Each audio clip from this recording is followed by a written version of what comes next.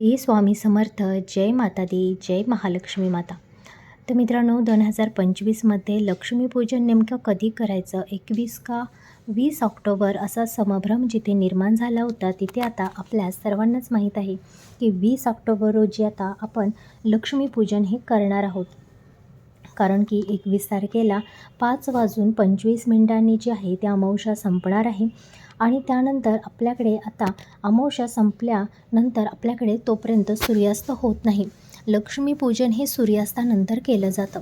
त्यामुळे मित्रांनो, आपल्याला 20 ऑक्टोबर रोजी सायंकाळी जे आहे ते लक्ष्मीपूजन करायचं आहे.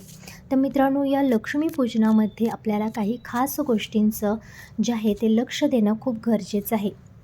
लक्ष्मीपूजनाच्या दिवशी या काही गोष्टी आहेत ज्या तुम्हाला घराच्या बाहेर जाऊ देऊ नका, नाहीतर माता लक्ष्मी तुमच्या घरातून ताबडतोब निघून जाईल. या 5 गोष्टी अत्यंत महत्त्वाच्या आहेत, ज्या गोष्टींनी जर घर सोडले तर लक्ष्मी मातासुद्धा तुमचं घर सोडत असते. लक्ष्मीपूजनाचा महत्त्वाचा इशारा हा लक्षात ठेवा मित्रांनो. चुकून माकूनसुद्धा या चुका करू नका. लक्ष्मीपूजनाच्या दिवशी या गोष्टी घरामध्ये असणं खूपच फायद्याचं असतं आणि त्या जर उंबरा ओलांडून जर बाहेरच्या दिशेला गेल्या तर समजून जा की माता लक्ष्मीसुद्धा त्याच्या पाठोपाठ लगेच निघून जात असते. कारण या दिवशी जर तुम्ही नकळत या वस्तू घराच्या बाहेर काढल्या तर घरातील लक्ष्मी ही दुसऱ्याच्या दरवाजावर जात असते मित्रांनो. त्यामुळे सावध राहा. या गोष्टी लक्ष्मीपूजनामध्ये दुसऱ्याकडच्या घरी किंवा घराच्या बाहेर तुम्हाला काढायच्या नाही आहेत मित्रांनो.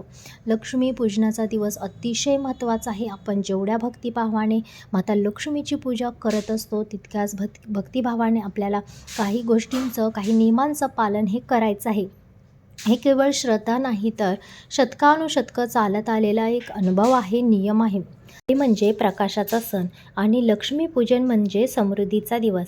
या दिवशी माता लक्ष्मी पृथ्वीवर फिरत असते आणि ज्या घरात स्वच्छता, प्रकाश आणि श्रद्धा असते ना, त्याच घरात ती प्रवेश करत असते. त्या घरातच ती स्थायी स्वरूपात राहणं खूप पसंत करत असते. पण काही चुकीच्या गोष्टी या दिवशी घराबाहेर जर गेल्या तर ती त्या घरातून ताबडतोब निघून जात असते. त्या घरामध्ये ती राहत नाही. लक्ष्मीपूजनाच्या दिवशी पहिली गोष्ट म्हणजे आपल्याला घराच्या बाहेर चुकूनसुद्धा आपल्या घरातला झाडू जो आहे तो भले जुना असू द्या किंवा नवीन असू द्या, तो घराच्या बाहेर काढायचा नाही. लक्ष्मी देवीला बाहेर घालवण्यासारखं असतं. त्यामुळे चुकूनसुद्धा घराच्या बाहेर, उंबऱ्याच्या बाहेर झाडू ठेवायचा नाही. हा दिवस अगदी स्वच्छतेचा असला तरी झाडूचा वापर हा फक्त सकाळी आणि संध्याकाळी करायचा, तिन्ही सांजेच्या आतमध्ये. त्यानंतर झाडूचा वापर घरामध्ये करायचा नाही. झाडूचं आपण या दिवशी पूजन करायचं आणि या दिवशी झाडू जो आहे तो उंबऱ्याच्या बाहेर जाता कामा नये, याची दक्षता तुम्हाला घ्यायची आहे. मग सायंकाळच्या वेळेला तुम्ही जर बाहेर रांगोळी काढायला गेला असेल आणि तुम्ही जर झाडू बाहेर घेऊन जात असेल तर ही गोष्ट तुमची चुकीची आहे. सायंकाळच्या आधीच घराच्या बाहेर झाडू मारून घ्या किंवा तिथला जी फरशी आहे ती तुम्हाला स्वच्छ पाण्याने पुसून घ्यायची आहे, झाडू मारायचा नाही. लक्ष्मीपूजनानंतर घरातील जो कचरा आहे किंवा जुनी वस्तू, काहीही जुनं असेल ते तुम्हाला घराच्या बाहेर फेकून द्यायचं नाही. त्यामुळे सुद्धा समृद्धी, शुभ ऊर्जा जी आहे ती घरातून बाहेर निघून जाते. तुमच्याकडे जर कचरा साठला आहे तर तो घरामध्येच एका पिशवीमध्ये, डस्टबिनमध्ये तुम्ही साठवा. दुसऱ्या दिवशी सूर्योदयानंतर तो तुम्हाला घराच्या बाहेर टाकायचा आहे. पण लक्ष्मीपूजन झाल्यानंतर जो घरातला कचरा आहे, खराब वस्तू आहेत, त्या तुम्ही प्लीज घराच्या बाहेर टाकू नका. त्या कचऱ्यामध्ये लक्ष्मी असते असं म्हटलं जातं. त्यामुळे लक्ष्मीपूजनाच्या दिवशी तरी हा कचरा तिन्ही सांजेच्या नंतर तुम्हाला घराच्या बाहेर टाकायचा नाही. या दिवशी कोणालाही पैसे उधार देऊ नका. कारण आपले जरी पैसे कोणाच्या आपल्याकडे असले, त्याला देणं जरी असलं तरी या रात्री चुकूनसुद्धा पैसे कोणाला देऊ नका. आपल्यावरती कर्ज चढेल. आपण नेहमीच मग दुसऱ्याला असे पैसे देत राहून आपल्याकडचे पैसे खाली होत राहतील. कारण असं केल्याने तुमचं धन दुसऱ्याच्या घरी स्थिर होतं आणि घरात आर्थिक तंगी येत असते. त्यामुळे लक्ष्मीपूजनानंतर कोणालाही पैसे तुम्हाला द्यायचे नाहीत. धान्य, मिठाई, तांदूळ या गोष्टी लक्ष्मीपूजनानंतर बाहेर कोणीही मागायला आलं तरी त्याला देऊ नका मित्रांनो. या दिवशी तेल, दिवा, तूप आणि वात हे सुद्धा कोणाला तुम्हाला द्यायचं नाही. कोणीही कितीही मागायला आलं तरी या वस्तू कोणालाही बाहेर द्यायच्या नाहीत. जर या वस्तू तुम्ही कोणाला दिल्या तर तुमच्या घरातील वस्तू जी आहे म्हणजेच माता लक्ष्मी, धनधान्य, समृद्धी, ऐश्वर्य सगळं काही त्या व्यक्तीच्या घरी जाणार आहे मित्रांनो. आणि ते आपणच खेचून तिकडे जात असतं. त्यामुळे अशा वस्तू शक्यतो दिवाळीमध्ये कोणी कोणाला देत नाहीत आणि कोणी कोणाला मागायलाही जात नाही. या वस्तू लक्ष्मीचे प्रतीक मानले जातात. त्यांचं दान म्हणजे लक्ष्मी शक्ती दुसऱ्याला देणं असं मानलं जातं मित्रांनो.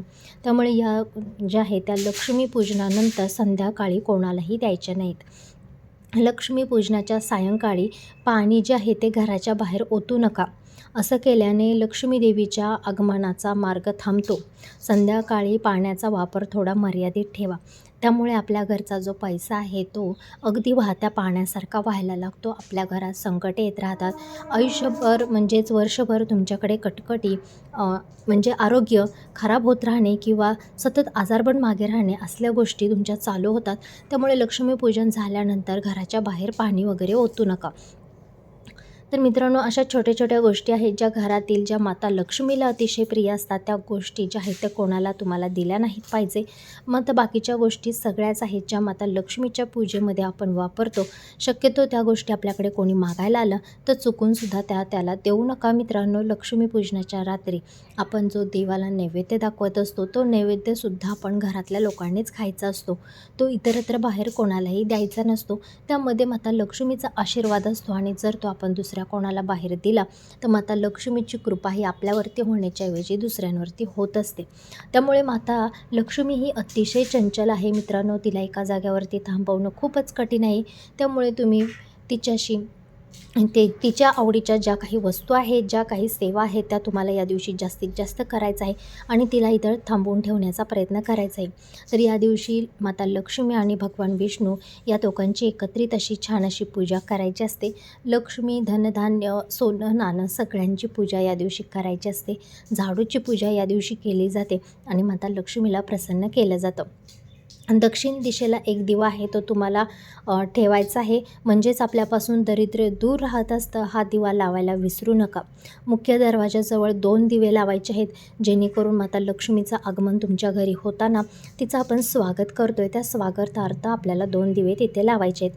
आणि तिजोरीजवळ एक दिवा जो आहे तो धान्य देवीला म्हणजे धनदेवीला लावायला विसरायचं नाही. संपूर्ण रात्री प्रकाशमय असं आपल्या घरातलं वातावरण ठेवा. 2 ते 3 तास दिवे जळत राहिले पाहिजेत रात्री 11-12पर्यंत.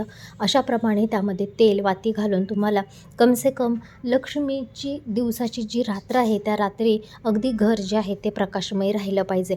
कारण की असं म्हणतात की लक्ष्मी पूजनाची जी रात्र आहे, अमावस्येची रात्र, त्या रात्री माता लक्ष्मी आणि भगवान विष्णू हे पृथ्वीवर अवतरत असतात. ते भ्रमण करत असतात आणि कोणत्या घरामध्ये माझ्यासाठी जागरण केलं जात आहे, कोणतं घर अगदी प्रकाशमय आहे, माझी पूजापाठ होत आहे, तिथे माता लक्ष्मी ही वास्तव करत असते. त्या घरामध्ये ती जात असते. त्यामुळे मित्रांनो, या छोट्या छोट्या गोष्टी आहेत त्या लक्षात ठेवा. तुम्हाला रात्री ओम ह्रीं क्लीं श्री महालक्ष्मी नमः या मंत्राचा तुम्हाला जप करायचा आहे. तर मित्रांनो, लक्ष्मीपूजन हा फक्त पूजेचा विधी नाही, तर ही आपल्या घरात शुभ शक्ती आणण्याची वेळ असते. थोडी काळजी घ्या, थोडं भान ठेवा आणि तुम्हीही अनुभवू शकता की माता लक्ष्मीचं दिव्य कृपा एखाद्यावरती झाली किंवा आपल्यावरती झाली तर माता किती आपल्याला भरभरून सुख, समाधान, ऐश्वर्य देत असते.